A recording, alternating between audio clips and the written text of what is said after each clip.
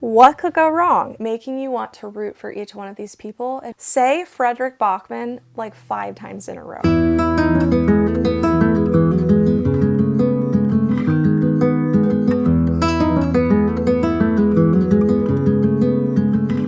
Hi friends, and welcome back to my channel. My name is Wendy if you are new here, and today I'm going to go over my most anticipated 25 reads of 2025. So I decided to make a list of 25 reads that I'm super excited about this year that's coming out. Some of these I will be reading off of my iPad for because obviously I haven't read them, so I can't remember everything about them, and I don't have them in front of me to kind of give you a list, and I cannot memorize that many books. However, the first couple I actually sort of cheated, and it's just because I adore and love these books and I had to put them on here because they did come out this year. And the first one would be Onyx Storm by Rebecca Yarros. Obviously this already came out in January, and so I had to go ahead and put this on here because that was my #1 most anticipated book that was coming out. And as you know from my wrap-up, which I will link below, I absolutely loved Onyx Storm. It was worth every star for me, and I truly think that she did such a great job with character development. #2 on my list would be Rebel Witch, which is the long-awaited sequel to Heartless Hunter. I have already read this one as well, and I believe this came out this month, and I love this one. I gave it 4 stars. I do think that her ending felt a little rushed to me, and that is the reason I docked a star. But other than that, I really did enjoy this book, and I was so looking forward to it when it came out. I just wanted to go ahead and give it the attention that it deserves. So #3 is the most anticipated for many people, and that would be Abby Jimenez's new book, Say You'll Remember Me, which always comes out around the springtime, and I believe it comes out April 1st, 2025. And this is following Xavier and Samantha and meet one night, and then she realizes that she has a lot of stuff going on in her family and doesn't have time for a relationship. And so it seems kind of like she has just got some commitment issues. And then it says, only no amount of distance or time is nearly enough to forget that something between them, and the only thing better than one single perfect memory is to make a life and even a love worth remembering. So the next book that I'm really looking forward to is called Brimstone by Callie Hart. This is very high up there. They don't even have anything on Goodreads. So Brimstone is the sequel to Quicksilver, and she just released that title. It doesn't even have a cover or anything, and it's not listed on Goodreads yet. But this is something that I'm very excited about. It says it releases November 18, 2025. If you have not read Quicksilver, I highly recommend this book. She is an alchemist, and there's fae and vampires, and basically her world is sort of in shambles. Like, they ration water and all kinds of crazy things going on with that, and then she's very poor and ends up finding her way into another world by a season of unfortunate events and meets a lot more people that are fae, and it is just so good. It is one of my top romantasies from last year, and so if you have not got your hands on this, I highly recommend reading this one and getting ready for the sequel coming out soon. #5 is Sounds Like Love by Ashley Poston, and I can't remember how many she's put out, but it will be my 4th one by her. I'm currently reading her 3rd one, a novel love story, and this is about a songwriter and a musician who are starting an inexplicable connection that they'll do anything to shake. In the next sparkling magical book, Joni Lark is living the dream. She's one of the most coveted songwriters in LA, and she can't seem to write. There is an emptiness inside her, and nothing seems to fill it when she returns to her hometown of Vienna Shores, North Carolina. She hopes that the sand, the surf, and the concerts at the Revelry, Her family's music venue will spark her inspiration. But when she gets there, nothing is how she left it. Her best friend is avoiding her, her mother's memories are fading fast, and the revelry is closing. How can she think about writing her next song when everything is changing without her? Until she hears it, a melody in her head, lyricless and half-formed, and an alluring and addictive voice to go with it, belonging apparently to a wry musician and hang-ups of his own. Surely he's a figment of her overworked imagination, but then the very real man attached to the voice shows up in Vienna shores. He's aggravating and gruff on the outside, nothing like the sweet funny voice in Joni's head.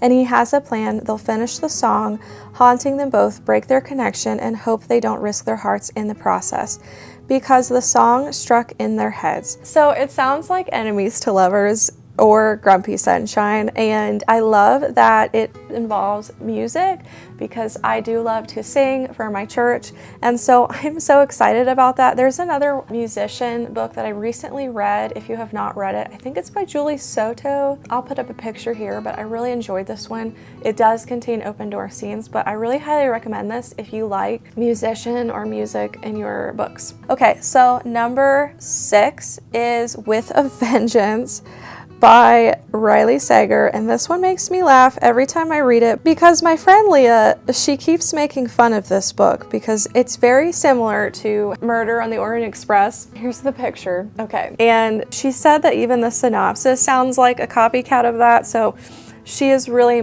making fun of this hardcore. But it says, one train, no stops, a deadly game of survival and revenge. In 1942, 6 people destroyed Anna Matheson's family. 12 years later, she's ready for retribution. Under false pretenses, Anna has lured those responsible for her family's downfall onto a luxury train from Philadelphia to Chicago, an overnight journey of 14 hours. Her goal?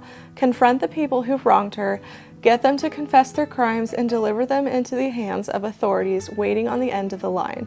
And I'm just cracking up because if you have read Murder on the Orient Express, there is quite a few similarities to this book. So we will see if it ends up being like that, but it's just kind of funny. So the next book that I am super excited about is Atmosphere by Taylor Jenkins Reid. If you have been on my channel for a while now, you will know that I've recently been into reading Taylor Jenkins Reid, and I have really been enjoying her writing.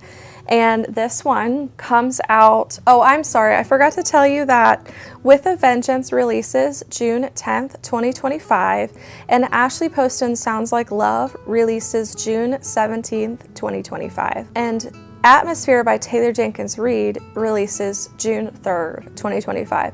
So all of the summer reads are coming out in June. But this one is an epic novel set against the backdrop of the 1980s space shuttle program, about the extraordinary lengths we go to live and love beyond our limits. Joan is content with her life as a professor of physics and astronomy of Rice University. That is until she comes across an advertisement seeking the first women scientists to join NASA's space shuttle program. Suddenly, Joan burns to be one of the few people to go to space. Selected from a pool of thousands of applicants in the summer of 1980, Joan begins training at Houston Johnson Space Center alongside an exceptional group of fellow candidates. As the new astronauts become unlikely friends and prepare for their first flights, Joan finds a passion and a love she never imagined. Then in December of 1984, on a mission, everything changes in an instant. Fast-paced, thrilling, and emotional, Atmosphere is Taylor Jenkins Reid at her best, transporting readers to iconic times and places with complex protagonists telling a passionate and soaring story about the transformative power of love, this time among the stars. I cannot tell you guys how excited I am for this book.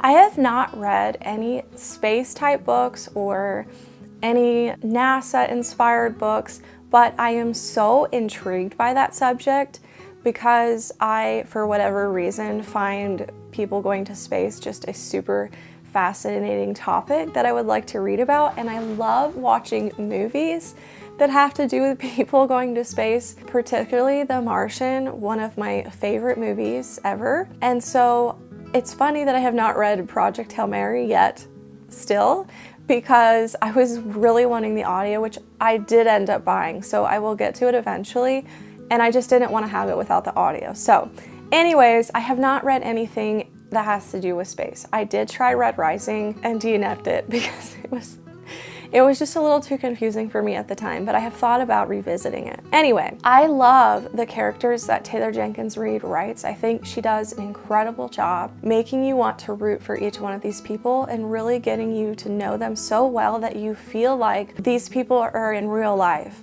And I really felt that with Malibu Rising in particular, and especially her most recent that I read, which was Carrie Soto. And I just think that it's funny that you can really not enjoy a certain genre, but if an author is a good writer, they can truly change your mind.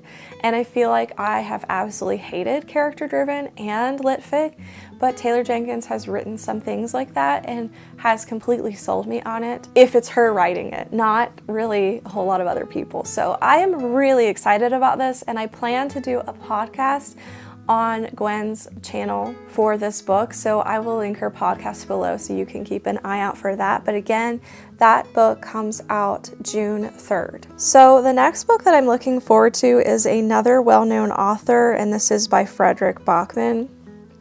I have not read a Fredrik Backman words.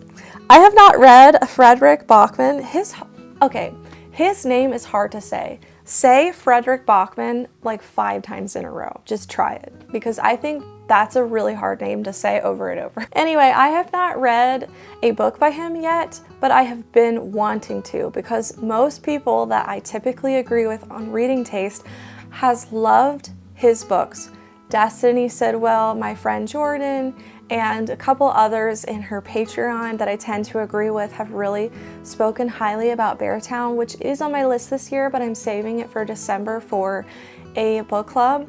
So this is one that is high up on my list as well, because I just want to read everything that's written as long as I am enjoying it, since I've heard just nothing but great things about his writing.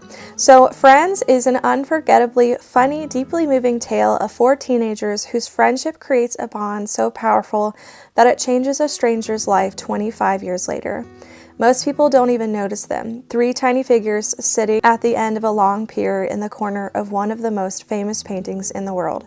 Most people think it's just a depiction of the sea, but Louisa, an artist herself, knows otherwise, and she is determined to find out the story of these 3 enigmatic features. That word was just used, I swear, in the last book. Enigmatic, which is also another hard word to say. 25 years earlier, in a distant town, a group of teenagers find refuge from their difficult home lives by spending their days laughing and telling stories out on a pier.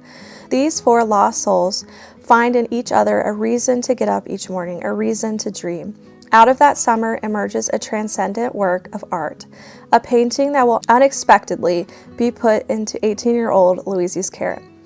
But happy endings don't always take the form we expect in this fresh testament to the transformative power of friendship and art. That sounds so good and emotional. I'm trying to get the ARC. Everybody cross your fingers for me, because I did request it, but the odds of me getting it, I'm not sure. I'm not sure if I'm going to get it, but just everyone cross your fingers, because I would really, really like to get it.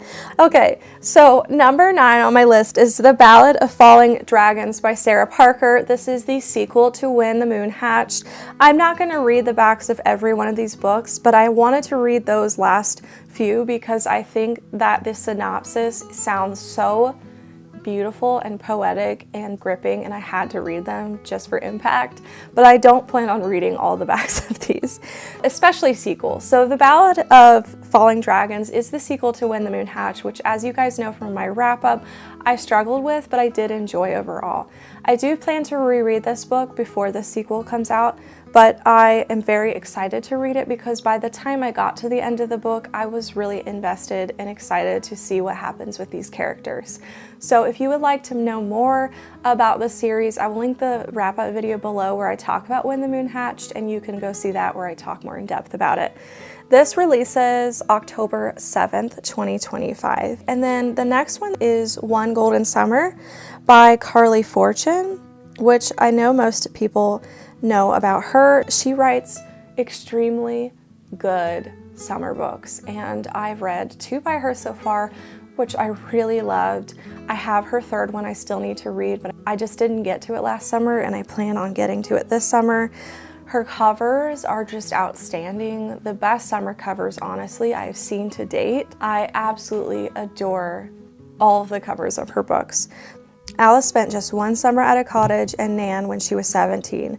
It's when she took that photo that one of the 3 grinning teenagers in a yellow speedboat, the image that changed her life. Now Alice lives behind a lens. As a photographer, she's most comfortable on the sidelines letting other people shine. As soon as she settles in, their peace is disrupted by the roar of a familiar yellow boat and the man driving it. Charlie Florrick was 19 when Alice took his photo from afar, and now he's all grown up. A shameless flirt who manages to make Nan laugh and Alex long to be 17 again. When life was simpler, when taking pictures was just for fun, sun-slanted days and warm nights out for the lake with Charlie are a balm for Alice's soul. I think that her romances are just truly one of the best. Okay, so this one I have not read a book by, but I do plan on reading her book in April, and that is Ready or Not, which I have heard nothing but great things about from so many of my friends, but especially my best friend Leah. She absolutely adored this book, and it made it in her top books last year, and it is also her pick 12 for me. I asked 12 of my friends to choose a book for me to read this year, and that was the book that she chose, so I'm very excited to get to that. This is one of her books, and I did get this ARC, so I'm very excited to try it out. Promise Me Sunshine releases March 4th, and this says that they're grieving the loss of a best friend. It sounds like there's a grief representation in this. Her best friend is the one that passed away with cancer, so triggers for cancer, and she is dealing with that, avoiding her concerned parents. She takes some babysitting gigs, and so then one of the daughters that she watches, Ainsley, the uncle of her, is always around and kind of a huge jerk. So it seems like enemies to lover possibly, and they kind of bump into each other through her babysitting job. So it sounds like a really good premise. The next one that I have is A Fate Forged in Fire by Hazel McBride. I do have this ARC, and this releases May 27th, 2025. I have this on the list because I have heard that it is a really, really great fantasy. It has an average rating of 4.02 on Goodreads, and I obviously wanted it because it has to do with dragons. It says, to become the first queen in centuries, a powerfully blessed blacksmith must use her wits and fire magic to overflow the corrupt powers ruling her kingdom, while also fighting her growing desire for one of her dragon-riding adversaries. The first book of a sizzling Celtic-inspired fantasy romance duology. So Prince Furion, a dragon rider and one of the most powerful firewielders in the territory, cold, arrogant, and blindly supportive of his corrupt family, he is everything Amira despises. But as chaos engulfs the court, they find themselves reluctantly entwined, forced to forge an uneasy alliance, one that quickly ignites into something more dangerous than each of them expected. Okay, the next book that I have on my list is It's a Love Story by Annabelle Monaghan. I have not read a book by her, but I've heard nothing but great things about her. I do have this ARC, and this book comes out May 27th. So lots of May and June releases. We are going to have a very exciting summer. Obviously, she writes summer romance books. I'm gonna try to summarize as best I can, but she is a former adolescent TV punchline who has left her awkwardness in the rearview mirror. She's a creative executor of Clearwater Studios. She claimed that Jack Quinlan, hottest pop star of the moment, has promised to write an original song for the soundtrack. And now Jane must turn to the last man she'd ever want to own, Dan Finnegan, because Jack is playing a festival in Dan's hometown on Long Island. I really need to read some of her books. I've just heard nothing but great things. I'm sorry guys, I know this is long, but I feel like while I could just not say much about them, you need to know just a little bit to kind of know, hey, am I interested in this or not? So I do apologize that this is a little bit longer. This releases May 20th, The Night and the Moth by Rachel Gillag. It's high fantasy Gothic, and it also has science fiction tagged in this.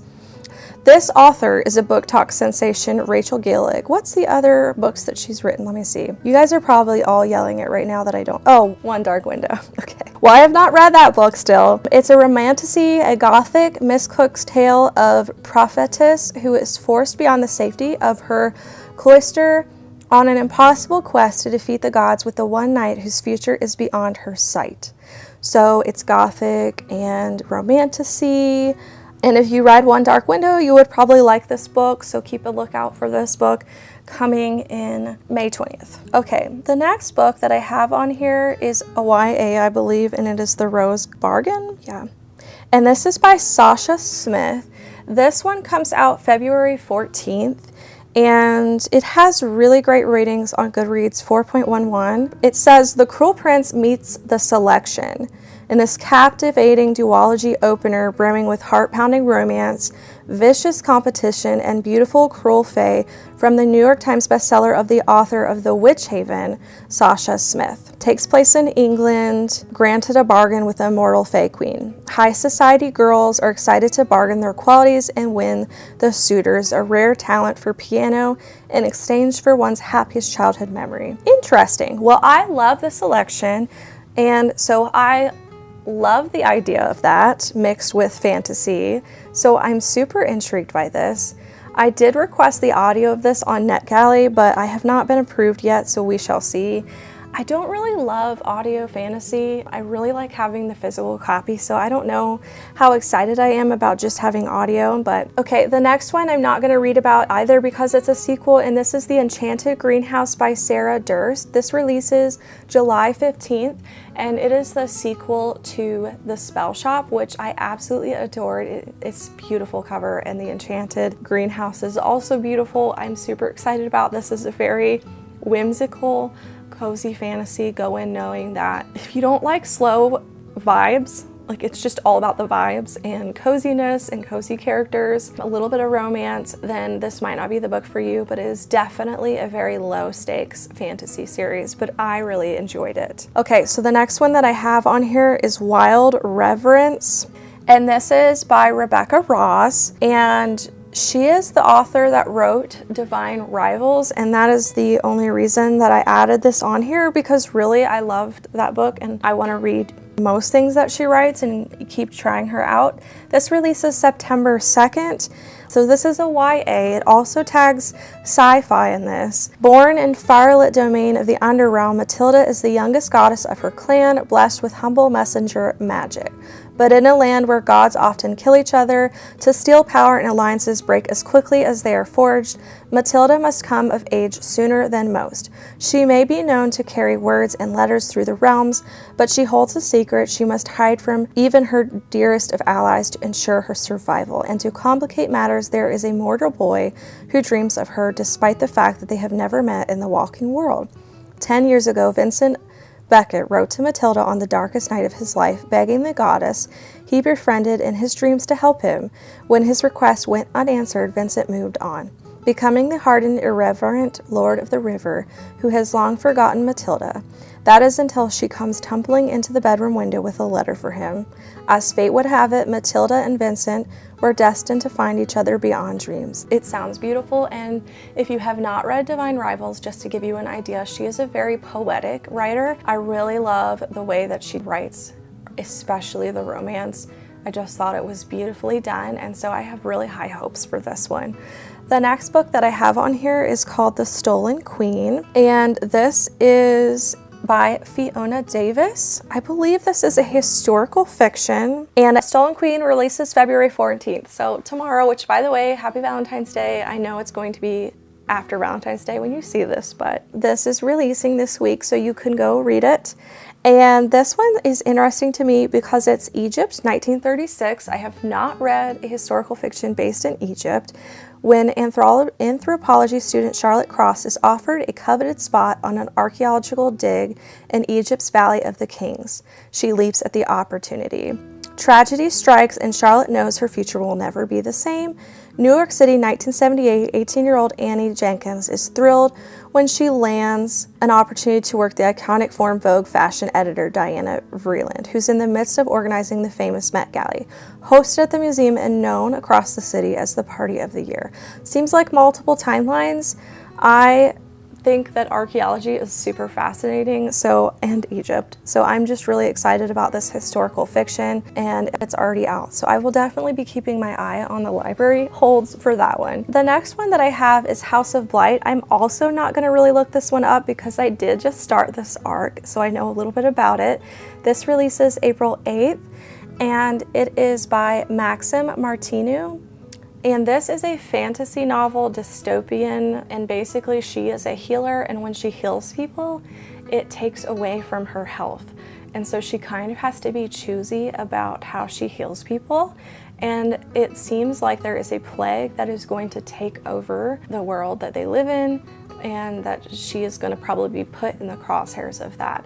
So that is how much I know so far. I'm only on chapter 1, but I'm already very excited, and I already have the 5-star feeling. I just have a sense about this book, so keep a lookout for that book. I truly think that it's going to be a fascinating read. Okay, so the next one that I have is Made for Each Other by Lynn Painter, and it's Made, M-A-I-D.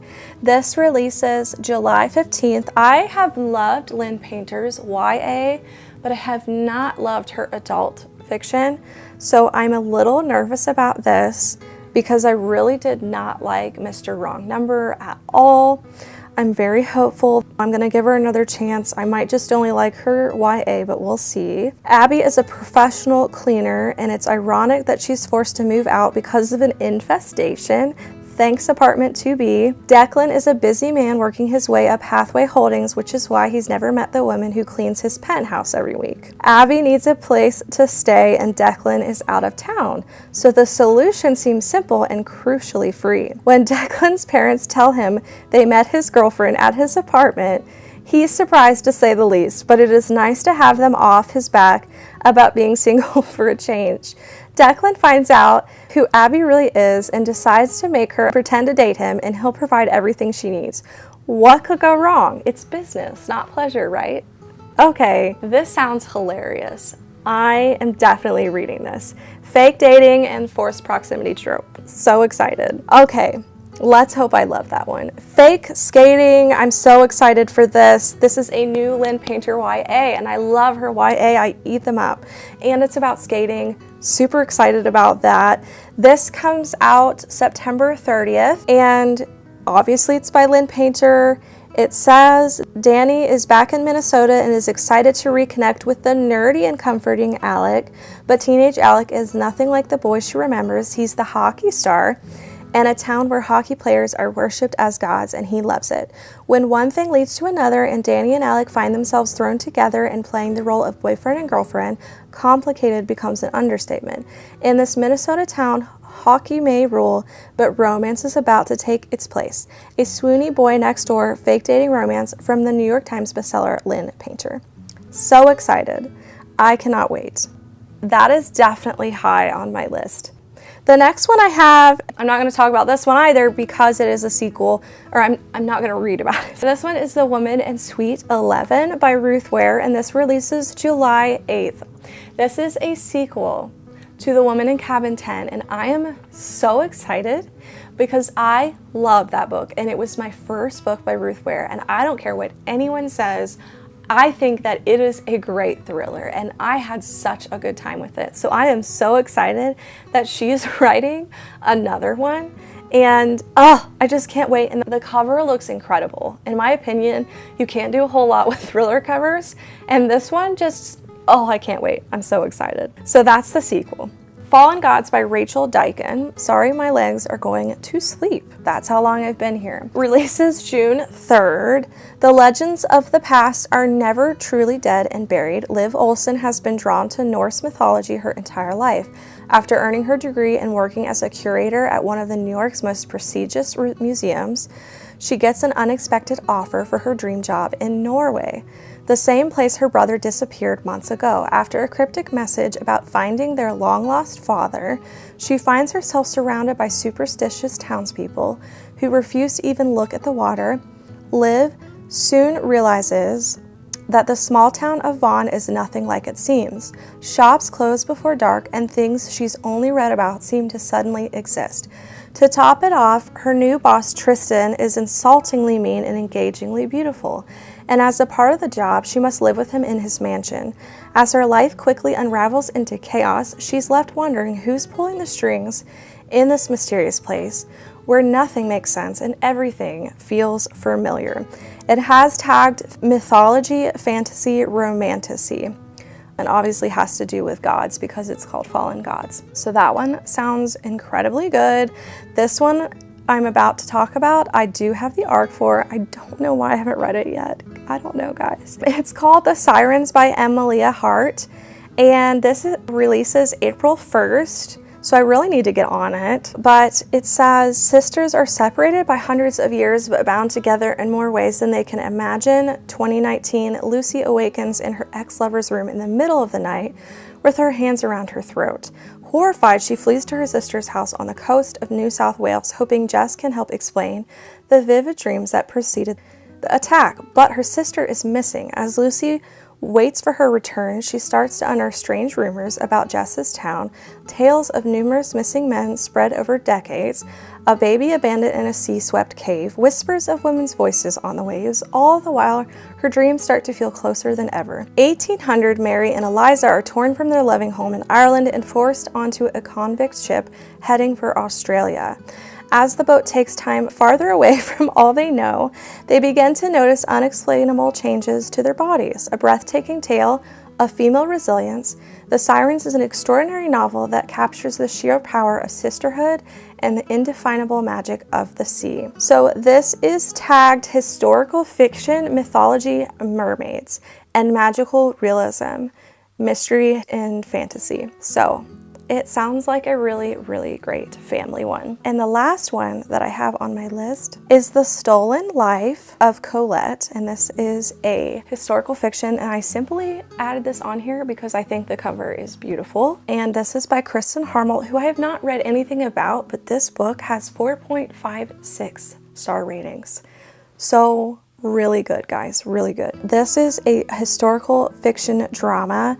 It's an electrifying new novel about two jewel thieves, a priceless bracelet that disappears in 1940s Paris, and quest for answers in decades-old murder. Colette has been stealing jewels for nearly as long as she can remember, following the centuries-old code of honor instilled in her by her mother: take only from the cruel and unkind and give to those in need, kind of like Robin Hood. Never was their family tradition more important than 7 decades earlier, during the Second World War, when Annabelle and Colette worked side by side in Paris to fund the French resistance.